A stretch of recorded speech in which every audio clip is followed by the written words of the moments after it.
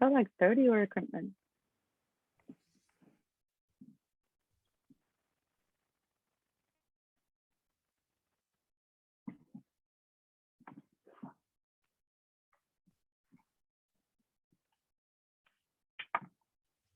While we're waiting for everybody to come in the room, it's a big day. March is, we're celebrating women making history, and I am here with Eda Lourdes, and she is going to be talking about how she went from finance to fashion.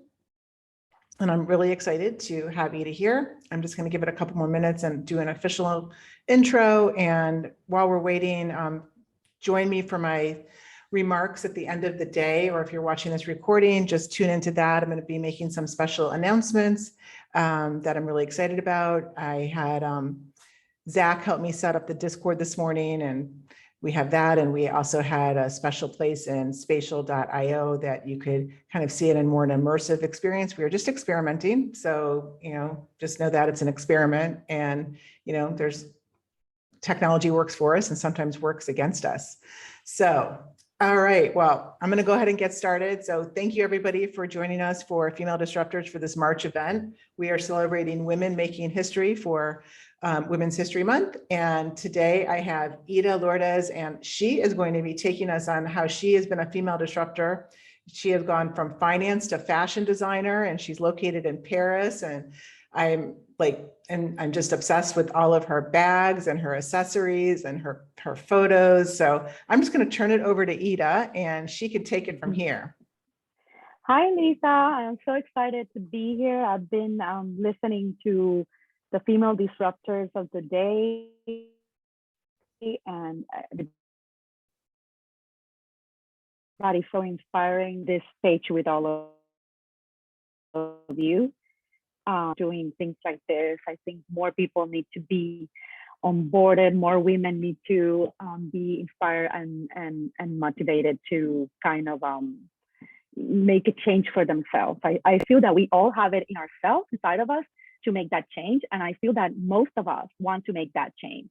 We sometimes just stay a little bit in our comfort zone, but I feel that sometimes, we ask ourselves, what if I try this course? What if I try this class? What if I just change my career completely? And I know it is a scary thought. I am not demeaning, the effort that it takes and all of those fears that go into it.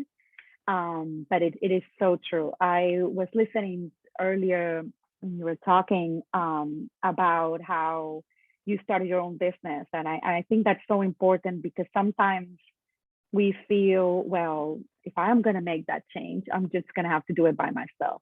If I want the change to be meaningful and be in a way that it actually is deserving of what I want to do in life, then I'm going to have to make that change. And that's kind of like how I started as well, in the sense of I am originally from Puerto Rico. And I was born and raised there.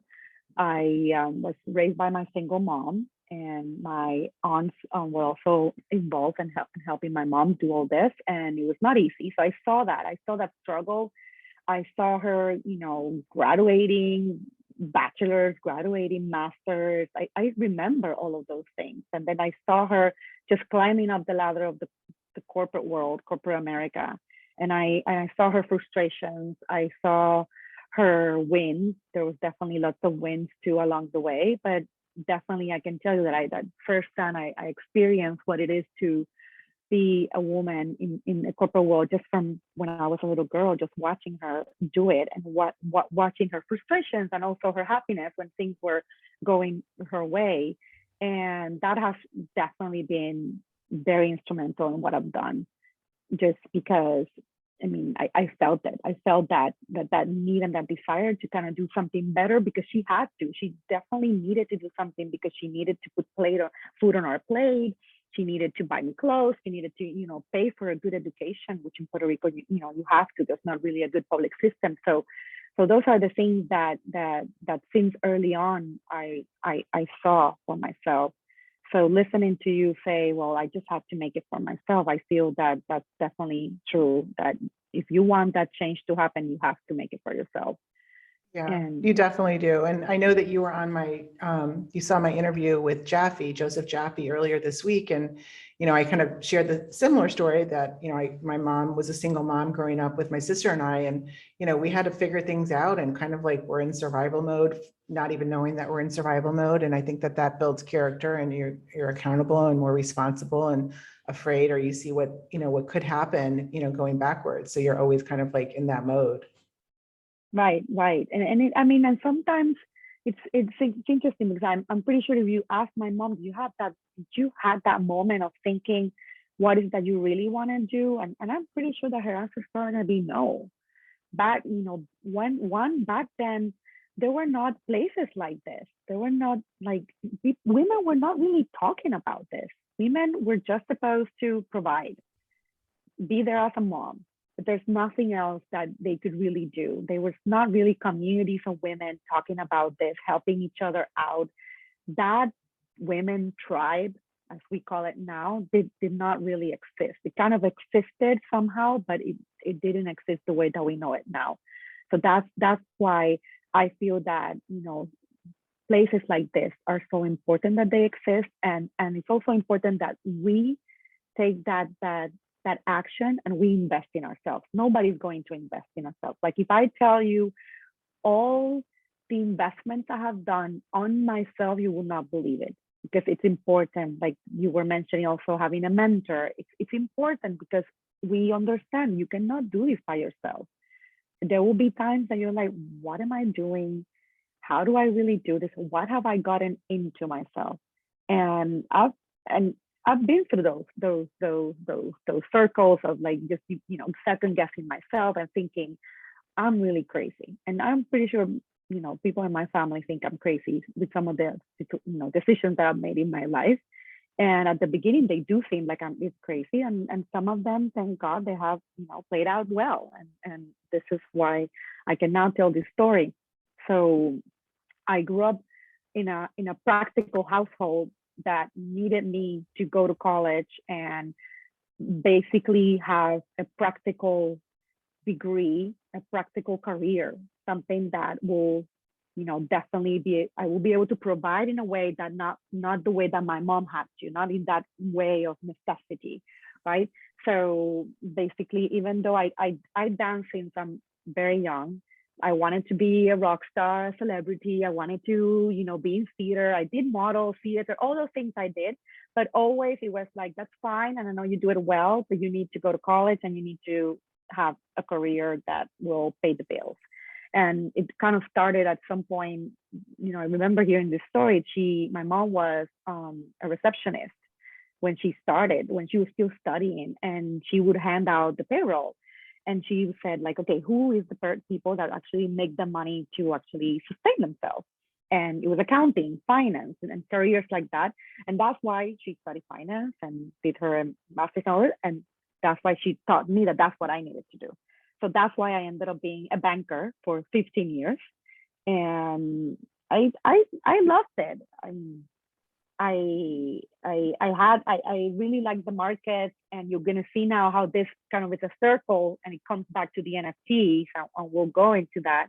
But it was not the career that really fulfilled me 100%. It was not the place where I was going to be creative. It's not the place that I was not even going to be 100% me. It was basically a world full of men in suits and the girl. And I remember being in a few meetings and like even people being like, oh wow, it's like it's kind of like very important that you're in this meeting. And I'm thinking, well, it's my project. Why would he even say that? Because I look young, because I'm a female, those little things like that. And we're talking about like meetings with the Federal Reserve of New York. And that was just so like, oh, why is she there? Kind of situations and either comments of like, well, you should just be a flower in the wall in that meeting. That's ridiculous. But I can imagine, I've been in meetings like that, or, being like feeling so isolated, because like you've heard me tell my story that, I had a lot of tech clients and, being involved in the internet marketing world early on and technology clients. And it's primarily male dominated. And, that's how I met Charlene, who was the keynote speaker, was because she was a speaker at one of these events that I first went to. And I thought, wow, like there's a female speaker who's a keynote, like that's like really unusual. And she was just like, kind of like my inspiration of like, okay, this is, it's possible to do this. And it's possible to, when I got invited to speak through Todd, who was one of the speakers, I was like, okay, so now a female is helping a female, which is just like all very new. And being in a professional setting that's male dominated, it's like you kind of like, you appreciate, like I remember that 15 years ago, that was somebody that helped me level up. Yes, and this is, you brought up a very important point. It doesn't end with ourselves. We have to continue that. We have to be able to be there for the women in our lives that you can see that they want to make that change. And that's really, I've always been sort of a team player, super fan of girls and girls making it. And I feel that sometimes, you need people in your lives too, and we need to be together, because I know it's a cliche, but stronger, together we're stronger. And it is true. Together we're stronger. Together we can, we can accomplish, more things. We can definitely, get to the projects that we want to do. And this is where also the networking comes into play. And actually, when we talk about career changes, that's actually how you can start. So that's kind of going back to the finance and bank. I was in New York my last 4 years, and I did, after doing treasury and investments for a long time and risk management, I ended up in a position that was a little bit more kind of creative in a sense, because it had to do more with people skills, because I was doing investor relations for the stock of the bank. So I was in conferences and I was in meeting people and telling our story. And I loved that. I actually loved, I could understand the numbers, but I could also talk about them. So that really gave me lots of pleasure to, do that. But still, even at those conferences, it was the same thing. People were just looking, they were trying to see what was beyond like the black long hair and this girl that kind of looks young, but she kind of looks like she's like knows what she's talking about. So it's interesting, because you end up in those circumstances and you're like, wow, it's like, don't judge a book by its cover. I guess it's we encounter those situations a lot. And then towards the end of my stay in New York, after 4 years, I realized maybe it's time for a change. I've been doing this throughout all the financial crisis. Basically, I started 6 months before 9/11 in the bank, and I can remember that day like completely, because it was like, oh, like there's a fire. And then somebody starts, like 5 minutes into it, people start, no, we need to get all the money now, SAP to New York. So it's like everybody's screaming. Everybody's like, I'm 6 months out of college, basically. And like portfolios and carpets, and who do we need to send the money, and what do we need to do? And then after that, it's basically 15 years of crisis. Right. One thing Totally. after Yes. the other. Yes. Like very stressful situations. But at that point, I didn't have a family. I mean, I was married, but I didn't have a family. It was 2 phones, calls at whatever hour, travels. It was hard. And I enjoyed it, because it was at a perfect point in my life, but it was not sustainable.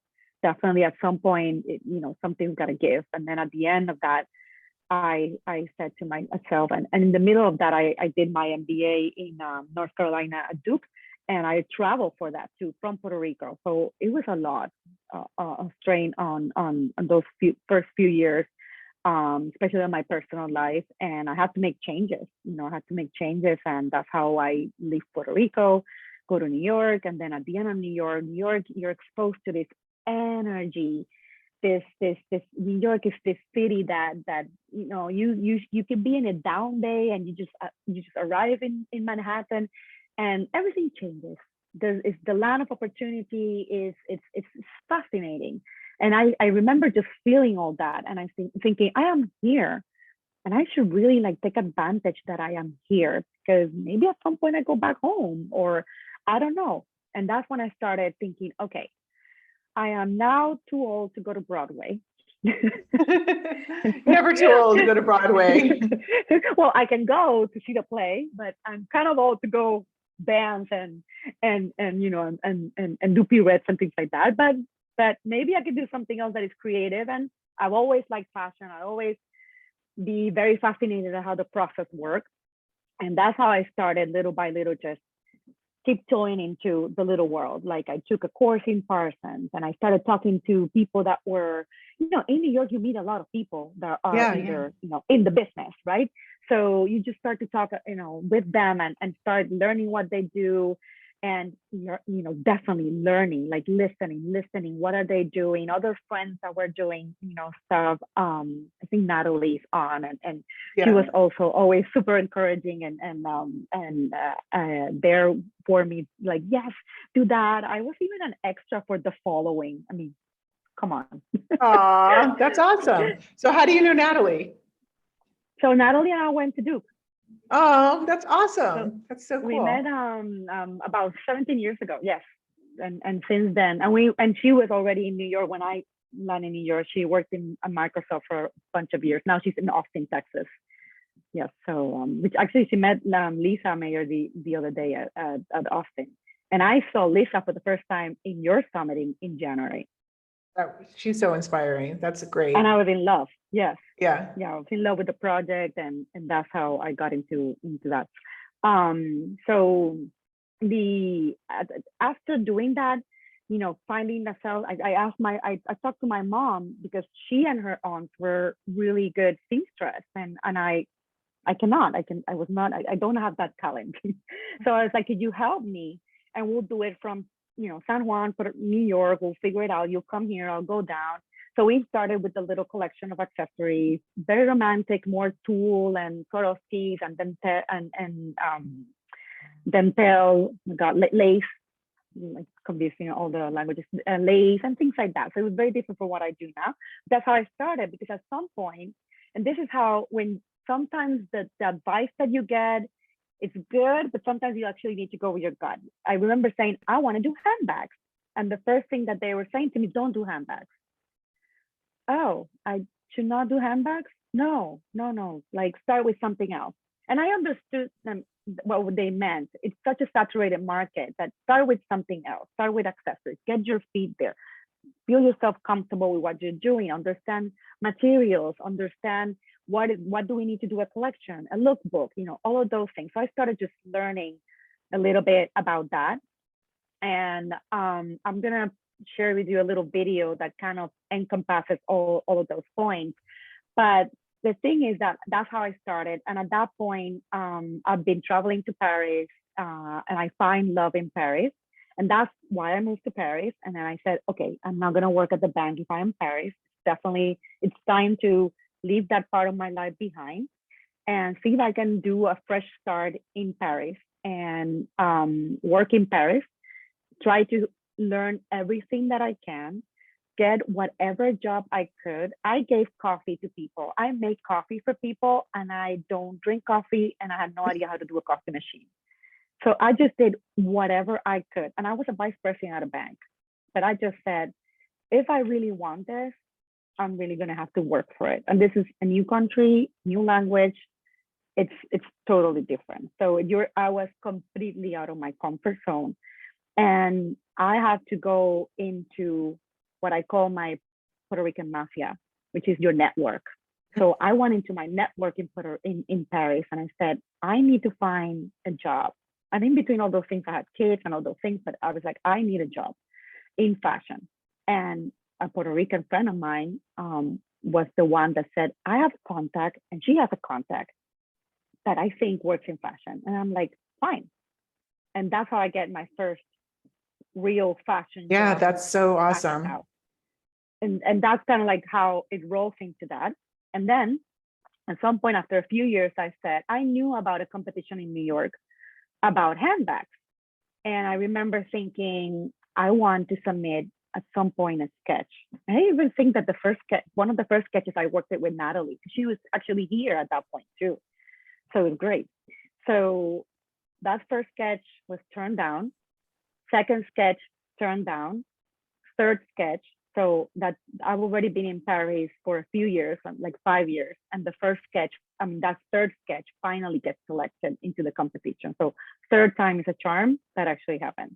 And that is what just changed like the rest of it. So I'm just going to play, I'm going to share my screen and play a little video about that, share. And so you can kind of see a little bit of the story. Can you see it? Yeah. I think I can kind of like, and here we go. I'm gonna play.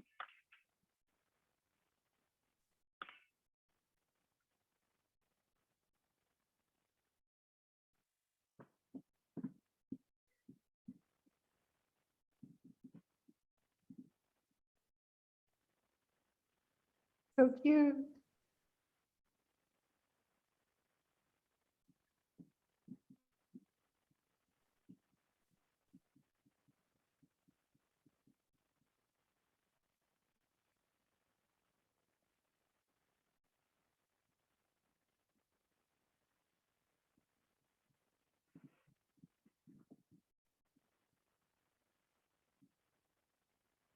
That's Natalie on the bottom.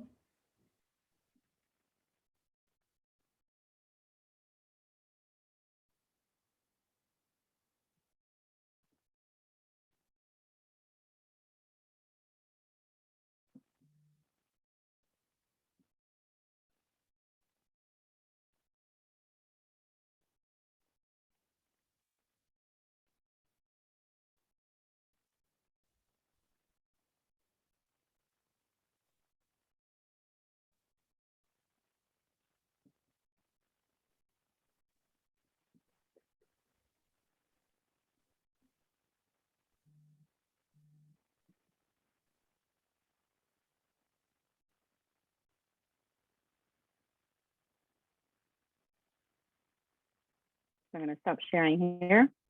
So Yes. that is kind of that review of what I was going through those moments, and I thought to myself, well, if something happens out of this, then maybe I can keep going, because you need to set those little milestones at some point. You just need to kind of go little by little. So first I brought my network. Then I said, okay, maybe if I get into this competition, I said, I'm going to be able to get some reputation and be able to just, continue my way. Because at some point I realized if I keep giving, coffee and selling wholesale international in sales in Paris, it's going to take me a long time to get there. So I felt ready. I did digital clients. I worked for other designers that came from Puerto Rico, from here. So, and I was at a point where I said, okay, I'm ready to, I've been helping so many people along the way that I just need to now help myself. And when that competition, it's Emily Blumenthal in Independent Handbag Designer Awards, she calls me that I was selected, and I'm like, oh, I'm in. And she's like, yes. And she's like, and you have to make it back in 15 days. And I'm like, oh, okay. So that category was very special, because it was a category about self-love from a designer that was a winner a few years before, Amy Kestenberg. And that's why, me, myself, and I became kind of the center stage and the transformation. So all of my products somehow transformed themselves, because it's how I've transformed my life. And that first bag, which is, the rock star of the brand, was multifunctional bag, and you could be belt, crossbody, neck, all those things. And I went to New York, and it was such a great experience making the bag, going through the awards. And I was a top 5 finalist, but I didn't win. So, it was the first time that I go, okay, well, I didn't win, but something was special. The feedback that I received was special. So I knew I just had to keep going. And that's one in a million doors that have been close to me, or even people that are like friendly to me, that even like me. They're like, yeah, we like it. We'll help you, and it's fine. That's totally fine because you're gonna encounter people like that all the time. People are also busy with their own lives. So you just got to keep going, and it will happen. And then you just have to kind of lean into that network again. And then I thought, okay, so I am a Puerto Rican in Paris, so I need to kind of like work on that angle and grow that. And that's how I started again. And it took me 2 years to finally be able to manufacture the bag. And this is in the middle of the pandemic. And in the middle of the pandemic, I had a last digital client, and I said, I need to really do this.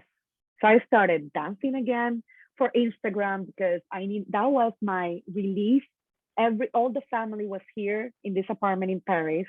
So it was a very special moment in my life, very stressful moment in my life, very creative moment in my life. And that's how I started. And we started making the bag, then we made a second bag, then we made, accessories that were related, like, like all the things that I'm wearing. And we just kind of kept going. And then we have to think about that story.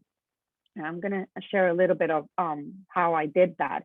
Eda, you know what? I don't know if there's anything you can change because we couldn't hear the sound on the last one. Do we need to hear the sound on this one? Oh, no. It's just okay. It's a shame that you couldn't. I know. Maybe because I am in the headset. I mean, in the AirPods, probably. Yeah, it's okay. Yes, but it's in my Instagram. You guys can go see it. So I wanted to just go through kind of that little bit of that creative process. And I'm going to open this. You are seeing my screen, right? No, not yet. Not. Okay. So I started thinking, what is it that you have to go into that special place. You have to go into that place that makes you feel that is totally you. Otherwise, the story is going to be very difficult to portray it. So that's what I did. What are the things that I truly love? And I started making a vision board, but it was also manifesting what I wanted this to be. And I know sometimes I was really the manifestation. Yes, it works. Manifesting is such a strong and powerful tool that you can make, that you can start. You can even do, if you're a writer, write it. If you like, doing collages like this, do collage. If you like drawing, draw it. Now that we have in the digital world, there's a million things, but just put it out there. Put it out there because it will help you, and it has something to do with one of the speakers was talking about, like having that process in your mind. Yes. And that organized process. So that it helped me a little bit kind of envision what did I wanted this brand to be. And that's where the pillars of the brand, Rock, Dance, Love, came about, because I want to rock at everything I do, but I also want you to rock at everything you do. I want you to dance it up and let go, and I want you to love passionately and effortlessly. So that's kind of the things that I wanted for myself, but also the things that I wanted to share with my clients, and whoever was going to be a fan of the brand was going to be interested in what we're doing. So it really came to me from that kind of passionate place. So I encourage everybody to just go through these exercises. Go and pick those adjectives. Sometimes they say it could be 5, but it could go all the way to 50. Think about all the adjectives that make up your brand, that make up what you want to do in your life, what you want to give out to the world, what you want to present to the world. And you will see how little by little the thing is gonna just transform itself. It's just going to little by little, you're gonna see how it has shape, and it has a form, and it actually has life. And everybody that I kind of work with has always been also people that I trust, people that have been in my circle. It's very encouraging and supportive. Like my logo is done by my best friend from childhood. Here I've started to also make very good friends. So it just you surround yourself with people that want the best for you, want to help you, and that you actually want to help them too. Because definitely, when two people are working together into something, even if there's 2 projects, 3 projects, whatever that is, great things can happen. And then like in nothing, then this brand was born. And in a year, we made all these photos, we made 13 products. We, you know, we played a story. We told a story about, you know, just making it out there for yourself, you know, feeling good about yourself, feeling that rock vibe, but also kind of, you know, being very inclusive of your friends and inclusive of the people that you want to be surrounded with. And that's really what I wanted to do. And then I always believed in me, and I believed in that bag, and I believed that they could do better. So we went into an award in Italy, and finally we get the award that she deserves. So you see, at some point it will come. Definitely, at some point it will come. And you know, 1 year later, we have people that now can talk about ourselves. My clients are you know, super supportive, and I feel that that it's amazing to just see it. It's just incredible to see that this was all done. It's really 1 year, but it's really all the story that started, you know, from that little girl in Puerto Rico, banker, New York, and you know, all those things. And then it comes to this new world of the Web3 and you know, the blockchain and the metaverse. And I been listening to it, but I didn't understand it for a long time. I couldn't really grasp, like, okay, but how can that be part of my business, or how do I even, you know, get my feet on it, until finally I come into a community that brings me those tools. And that's why it's super important to just go through those tools, and go to those communities. Like I've noticed that people want to be part of something. People want to be part of something that is bigger than themselves. People want to help and be, you know, in an effort of something that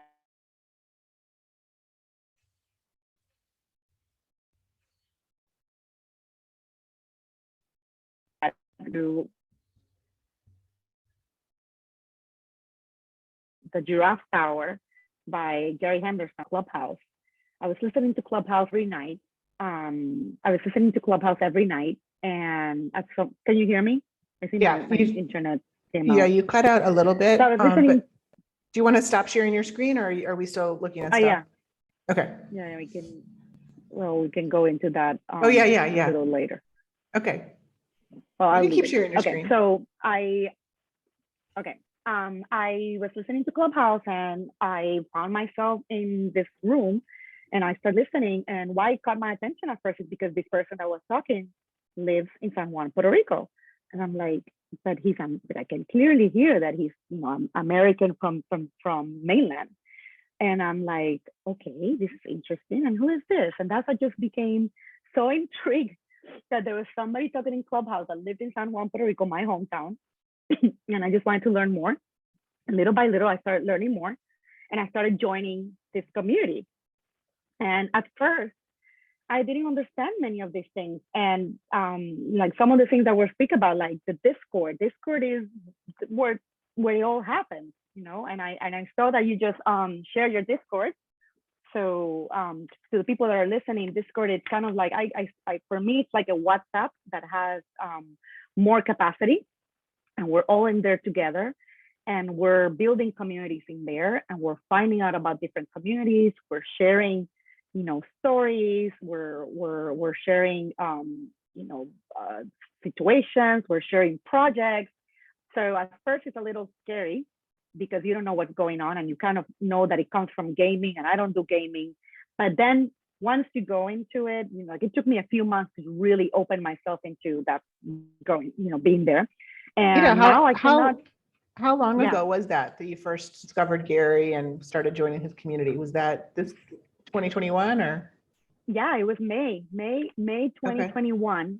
Okay. May 2021, I think, is the first time that I heard him. And I think it's when I actually downloaded Discord for the first time. But I downloaded it, I made a profile, and I never touched it again for the whole summer. Mhm. Like I was very busy at that point too. I was traveling back to Puerto Rico. I had a few events there. I had a big production, and I was just okay. I need to focus on this production now. And a lot of things happened in between that. So at that point, he was launching his creator coin, and I remember buying like the very first coins that they were out there, and that's when I kind of disappeared from the community. But then when I felt ready to go back, like I really want to like give this a shot. I really want to be part of this community. So I think it was basically late November, around Thanksgiving, that I finally went back in and started to listening more again, go into the Discord, write on the Discord, feel comfortable in the Discord. 'Cause that's where And we what met. Do you remember? yeah, That's where we met. And it yeah, felt like when I first visited his coffee with Gary, that it's when it felt like you had just started, because I remember you yes. telling your story. So I think I might have been there that morning when you were saying, I'm from San Juan, because I remember that whole conversation.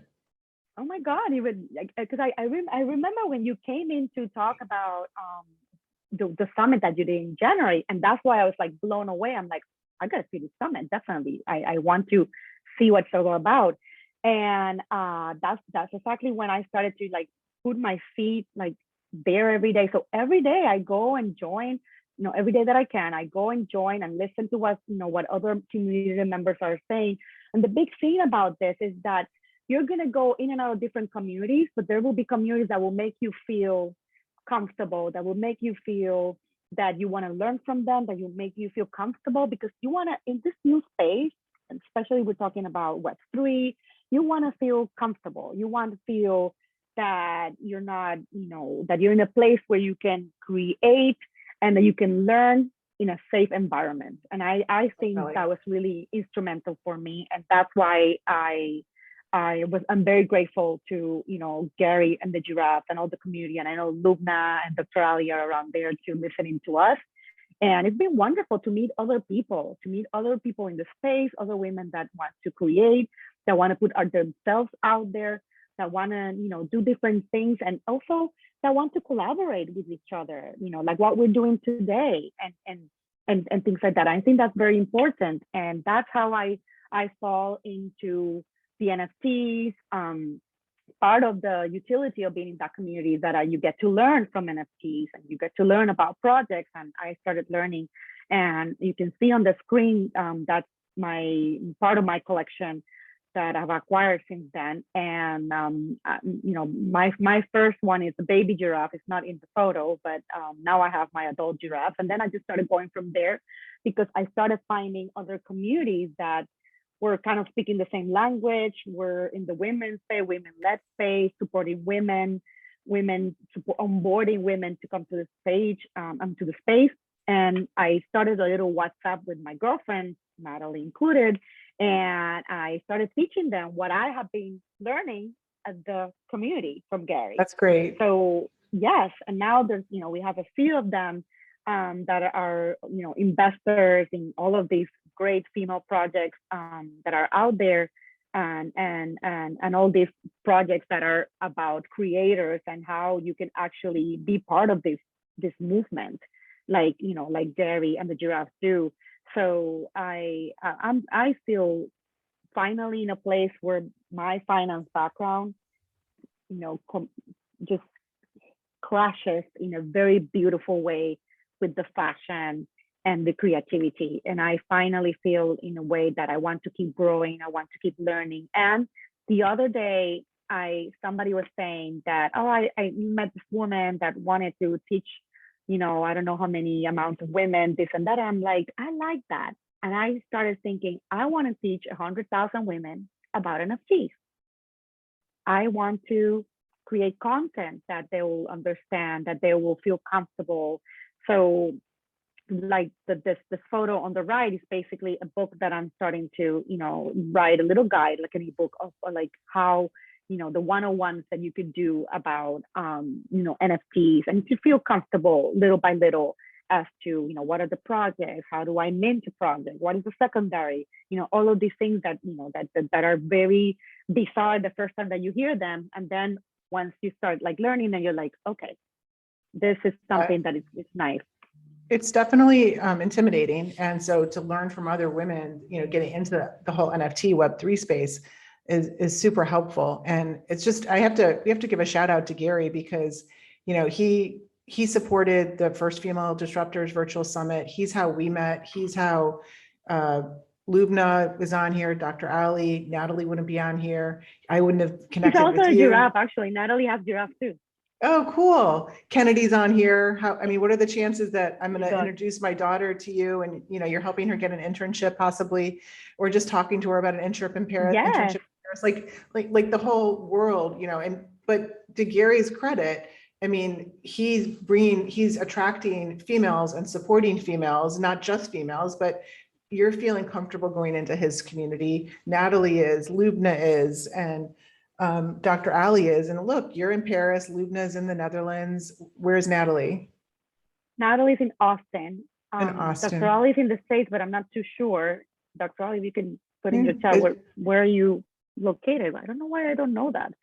Because I know some of the other where they are, but not Dr. Ali. I don't know why. I was gonna say to that the other thing that has happened with some of these things is you have encounter, people like women. Oh, I know we were talking about the women led. So the other day I was selected as a curator for the Hawks Accelerator of Randy Zuckerberg. So now she's trying to build, after being in several other projects as a collaborator, she's trying to build her own thing, and they wanted curators. And it's interesting because the metrics were like, it should be women led, but it doesn't have to be women led. And I started immediately thinking about, Gary and the community, because obviously Gary and his wife are very present in the community, but the majority of the community are female. And what is interesting is that are female that really feel very comfortable in that community, really feel comfortable sharing their lives, their projects. And that's why it's very interesting that even though it's not you cannot say like it's women, not the whole team is women led, which also happens to many of the projects that are here in my screen.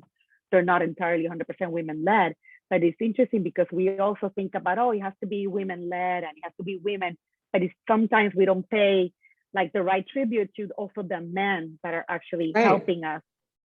Totally. Yeah. Gary's been a huge supporter, and I didn't realize that there was a majority of women, within his community. I just kind of felt like I have, you have more experience than I do with it, but yeah, we have to give him a shout out for sure. Yeah, definitely. No, we're very, very thankful because we would have not met. And I will not be in NFTs in something that, passions me as passionately as design. And obviously I'm not going to leave design. Design is going to come back, but I took a break for the winter because I really wanted to learn, again, invest in myself, get courses, get more certifications, and be also an investor. Like I feel that that's one of the best ways to invest in projects, learn about them, go through the process, basically, advise some of the projects too. Which brings me to the middle picture in the grid is a project in Puerto Rico called Jibaros, which is also a generative PFP series, but it's based on the culture of Puerto Rico. But the project, what is interesting, so what we do is we educate people in crypto hangouts, virtually or in presence. And we go through people that are young, people that are old, that just come because I don't have a wallet, I don't know how to do it, I want to learn. And basically in that session, maybe it can be in a pizza place or it can be in the Discord if it's virtually, they're learning about NFTs, they're buying their first NFT and kind of feeling proud because, this is about my culture and things like that. But also we want to expand the project to be what is called cultural influence generative series. So we're onboarding other regions and countries like Slovakia, like Venezuela, like even like the hipsters of Paris, which are called the Bobo Paris, the hipsters of Brooklyn, New Yorkers in New York. So we're trying to see how we can expand, and we have already a few teams from all those regions to kind of like build this. And the way that it will work is that you will then partner with your local businesses in all of those regions to create the utility that you're going to offer your membership. So that's another of the things that I've been doing, and how I've been just learning a little bit more by trying to then advise and help a project in my country to make it, to get out there.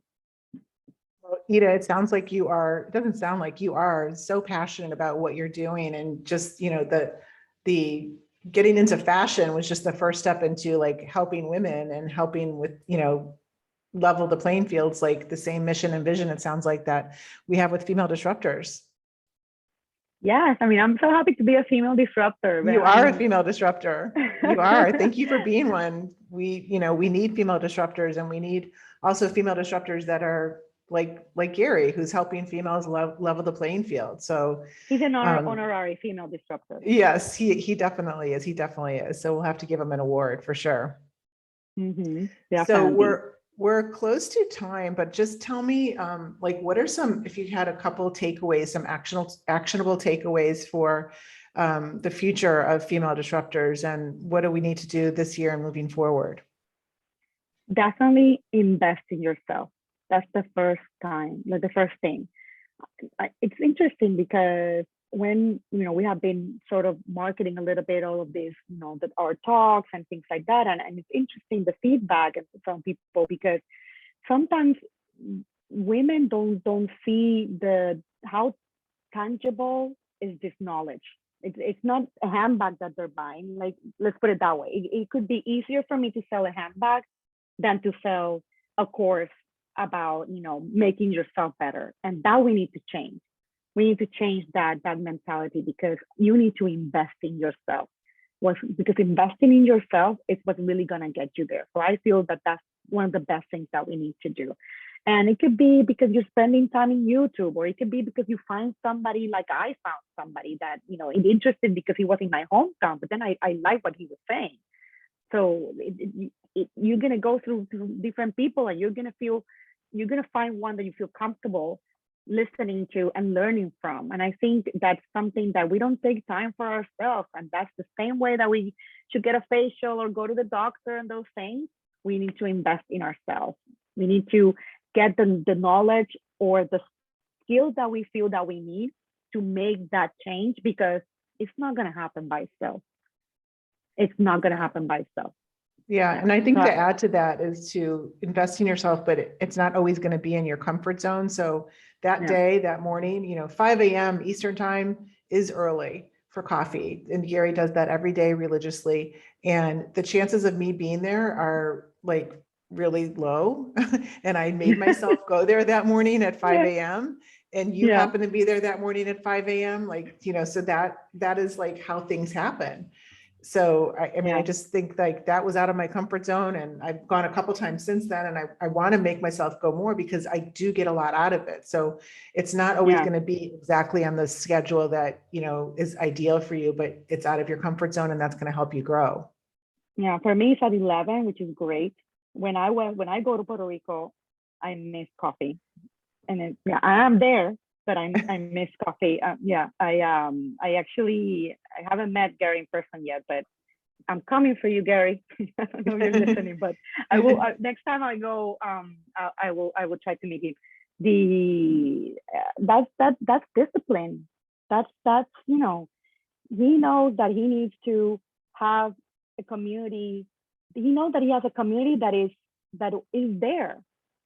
So he knows that he needs to be there. So I feel that's something very that's something that is you have to admire it, definitely. And I feel that is something that he's doing that for himself, because he wanted to build that community.